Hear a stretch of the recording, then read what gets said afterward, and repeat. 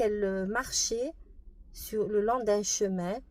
Elle était habillée en blanc et tout autour d'elle était cotonneux, était d'une lumière non aveuglante, mais une très belle lumière, pleine d'amour et d'émotions, de belles émotions. Elle marchait, et puis tout à coup, elle a vu au loin des flammes.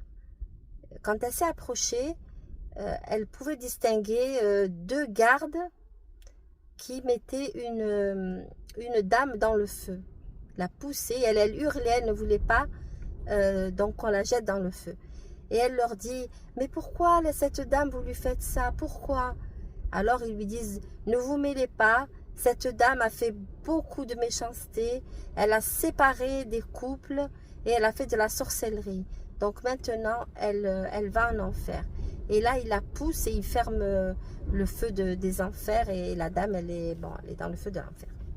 Donc ma grand-mère, elle a dit qu'elle a marché, elle a marché, elle a marché. Et puis tout à coup, elle a vu comme un genre de péage, j'allais dire. Allez, on va dire un poste de garde. Et là, il y avait deux très très belles, de beaux hommes, on va dire. Et ils étaient habillés en blanc. Et là, ils lui ont dit, alors dis-nous, qu'est-ce que tu as fait dans ta vie? Comment tu as agi? Elle a dit, je pense que j'étais correcte. Après, je ne sais pas. Il lui dit, tu as jamais rien volé? Elle a dit, non, je n'ai jamais volé. Et là, il lui touche le ventre. Et elle entend, et ils entendent tous, le battement d'ailes d'un pigeon. Alors elle dit, mais... Ils lui disent, oui, tu as mangé du pigeon qui a été volé.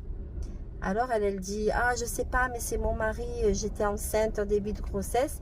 Et il m'a dit que ce pigeon, ben, il l'avait ramené. Oui, il a sans doute acheté à quelqu'un qui l'a volé peut-être, mais mon mari ne vole pas. Il lui sourit, lui dit, bon, tu peux passer. Alors elle marche, elle marche, elle marche.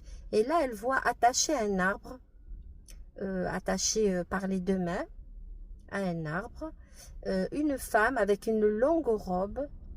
Et au-dessous d'elle, il y avait comme un nid de scorpions et de serpents.